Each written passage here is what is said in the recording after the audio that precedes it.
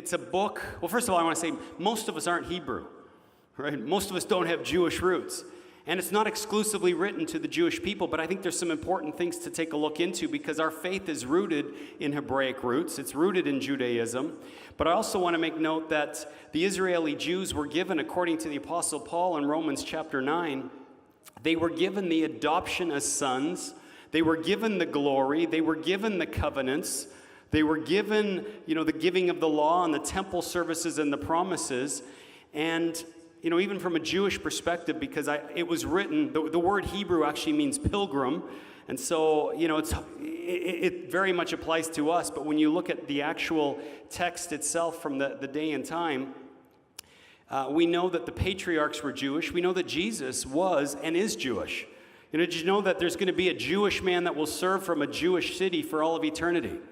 Right? He's gonna set up his throne and it'll be established there. But Paul goes on to say in Romans chapter 9, he says, when it comes to Israel, he says, they're not all Israel who are descended from Israel, neither are the children named through Abraham, but through Isaac, meaning that it's not the children of the flesh, but the children of the promise.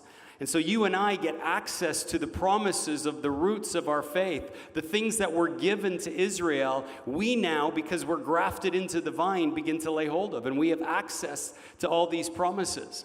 And I believe that destiny begins to flow out of identity. And my question to you is, do you know your identity? Do you know who you are? Do you know who He is? Do you know by which by which you've been saved, the righteousness that you carry? And so we know too that because Israel transgressed, the Gentiles began to receive salvation.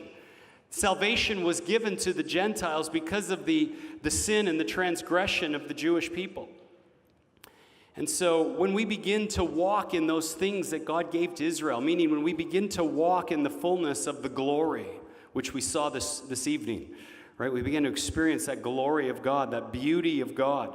When we walk in the adoption as sons, that we've been adopted into His family.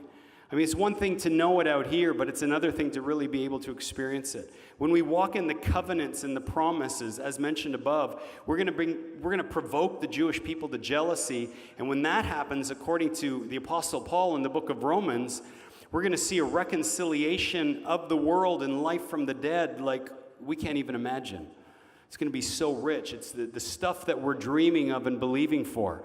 I think Maruna mentioned tonight that you haven't seen, eye hasn't seen, you haven't heard, ear hasn't heard the things that have entered into your heart. The things that God has prepared for those that love Him.